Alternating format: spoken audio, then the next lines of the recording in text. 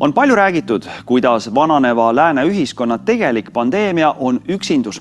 Sellest on aru saanud ka kurikavalad ärimehed, kes on võtnud sihikule just nimelt küpsemas eas inimesed, keda meelitatakse liituma suhteportaalidega, millest aga hiljem on finantsiliselt üllatavalt raske vabaneda. Kuidas armastuse otsimine võib kalliks maksma minna, selgitab kohe Taavi Eilat.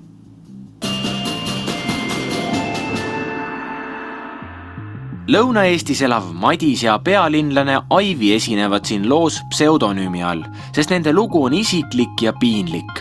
60-aastane härra ja 62 daam ei tunne küll teineteist, kuid nad on saatuse kaaslased.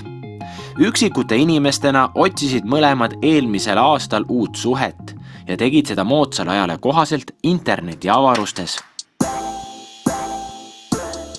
See oli eelmise aasta 2022 veebruaris, otsisin siis kaaslast, kuna eelmise kaaslasega oli teed lahku läinud. Ja netis surfasin, vaatasin ja sattusin lihtsalt siis sellise firma peale nagu Dataplaster AG, kelle saite mina leidsin erinevaid siis 5. Seal on siis kohtingud 50+, siis on seal sekskohtingud, seal on siis PDS-kohtingud ja neid saite ilmselt on veel. Oli ilus suvi ja mina olin üksinda ja siis seal äkki tulid nähtavale ilusad sümpaatsed mehed, sellised, kes mulle oleks ea pärast või vanuse pärast sobinud ja mõtlesin, et väga tore, kui leiaks endale kaaslase sõbra. Ja kuidagi pilk jäi peale 40+ kohtingud. Tol hetkel ei pööranud Madis ega Aivi tähelepanu, et lehtede taga, mille nad reklaamide abil leidsid, on firma Dateplaster AG, mis on registreeritud Šveitsi ja millel on suur hulk väga sarnaseid suhteportaale. Et eestikeelsetes portaalides võib peituda suur armastus, siis otsustasid mõlemad luua konto. Fotot ei pidanud panema, küll oli selle profiili täitmisel loomulikult vaja sisestada meiliadress, kuhu tulevad need teated, siis muidugi tahtis ta saada pangakaardi andmeid, siis tahtis ta loomulikult seal isikuandmeid saada. Ja nagu ma sinna seda avasin, nii tulid erinevad fotod, sümpaatsed, eale vastavad mehed, kes väga sümpaatselt ennast kirjeldasid ja siis, et nad soovivad tutvuda. Portaali ülesehitus on niimoodi, et on näiteks seal naisterahvast, ütleme, siis valik, mis siis tulevad seal pildid ette, alusta suhtlemist, siis seal mingit erilist sisu nagu ei olegi, et ma ise alustasin seal vestlust, vaatasin, et kes on nagu seal lähikonnas väidetavalt elavad, et oleks võib-olla siis lühemaa suhtlema hakata, selliselt ma nad välja valisin seal, jah. Ja mõlemas portaalis oli ikka paari inimest, jah, kel ma siis suhtlesin. Inimene enda arvates ei sõlmi lepingut, ta ei saa aru, et kui ta linnutab ära selle lahtri, et ta on nõustunud tüüptingimustega ja esitab enda andmed, et see ongi lepingu sõlmimine. Et ta enda arvates lihtsalt registreerub kuskile portaali, kuskile saidile ja hakkab siis sealse sisuga tutvuma, aga sealt siis nende tutvumisportaalide puhul need probleemid siis ka algavad. Erinevalt Madisest ei sisestanud Aivi konto loomisel oma krediitkaardi andmeid, vaid lõi tasuta konto. See tähendas, et šarmantsed härrad veebilehelt hakkasid talle saatma küll e-maile, aga kirjade sisu naine ei näinud.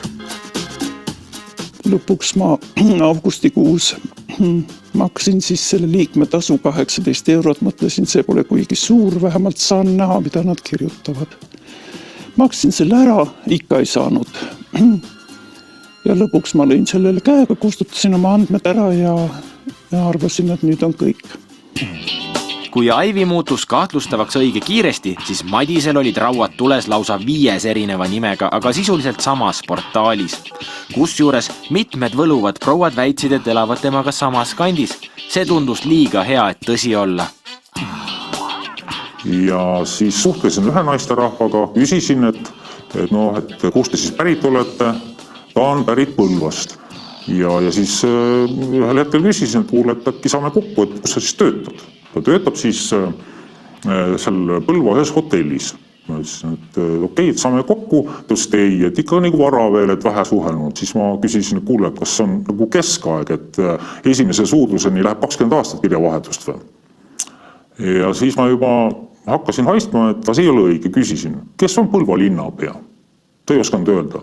Enne ma küsisin, et kaua sa oled elanud siis Põlvas? Üle 20 aasta. Kuidas on võimalik, et sa elad Põlvas nii kaua aega? Sa ei tea, kes on Põlva linnapea. Ja siis ma küsisin veel paar sellist konksuga küsimust, et milline ehitusmaterjalide pood on suurem, mis on Põlvas. Mis on Bauhof, seda ei osanud ka öelda. Ja siis ma lõpetasin sellega suhtlemise ära. Siis võtsin ühe teise naisterahvaga suhtlust, kes väidetavalt on Võru lähistelt. Täpselt sama skeem, et suhtleme, et saame kokku, ei hakka peale puiklema, et ikka varavõitu veel. Teadupärast on Võrus 2 valgusfoori, ma küsisin, mitu valgusfoori on Võrus?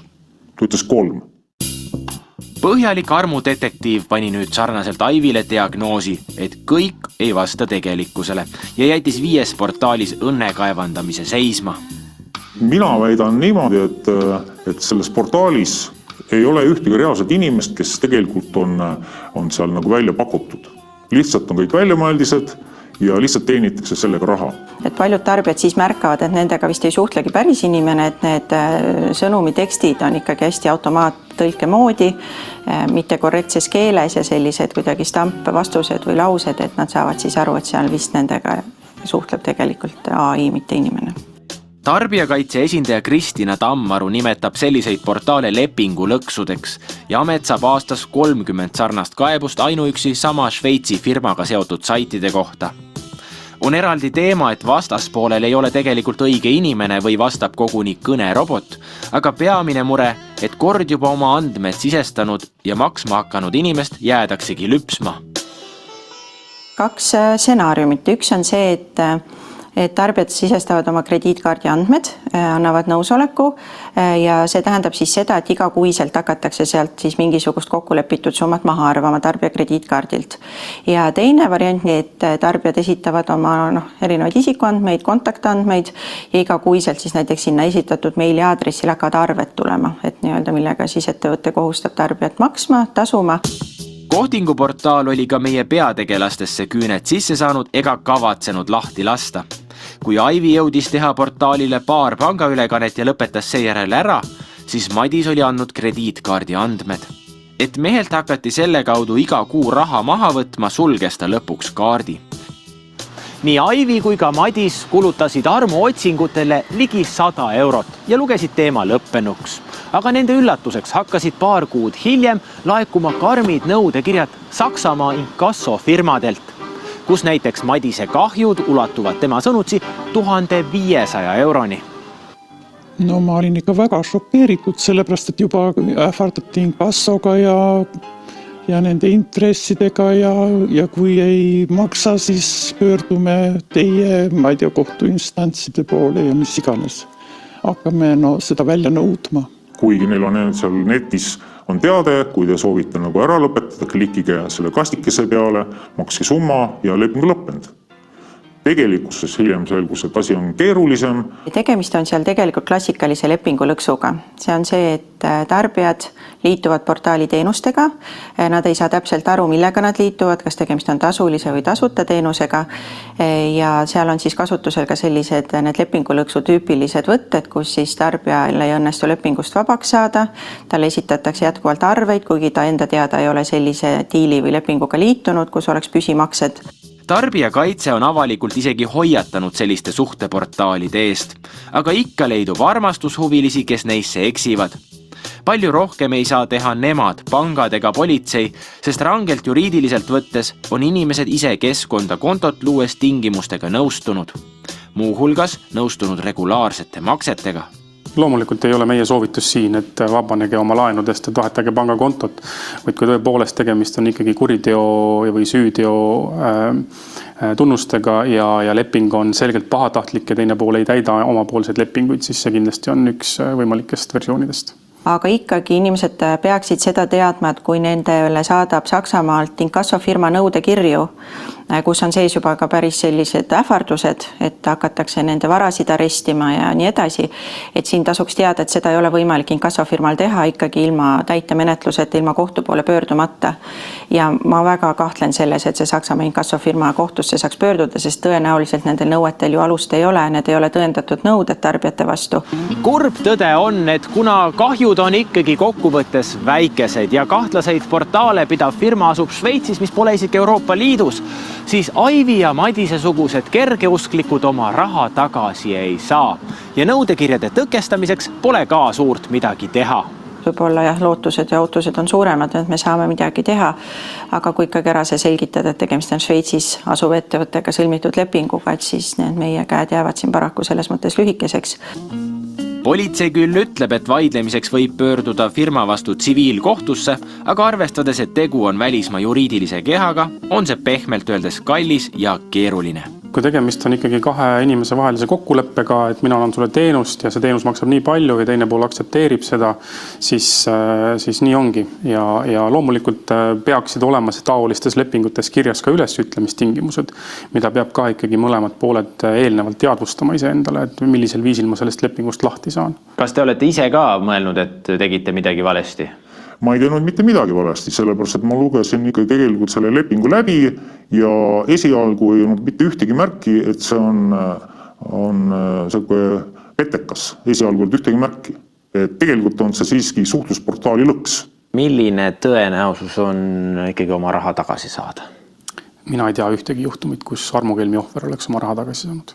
Võib-olla lõpetuseks on paslik küsida, et inimesed lähevad ju sinna portaalidesse ikkagi heas usus leida eluarmastust, et kas interneti avarustes polegi lootust siis seda eluarmastust leida? Ma arvan, et ikka on, et tegelikult on ju selliseid tutvumiskeskkondi, mis ei ole üles ehitatud tellimuslõksule ja kus päriselt viiakse inimesi kokku, et neid kindlasti eksisteerib, et siin ongi ikkagi see tausta uurimine ja natukene mõtlemine vist abiks, et sellised ära tunda ja eristada neid nendest tellimuslõksulehtedest.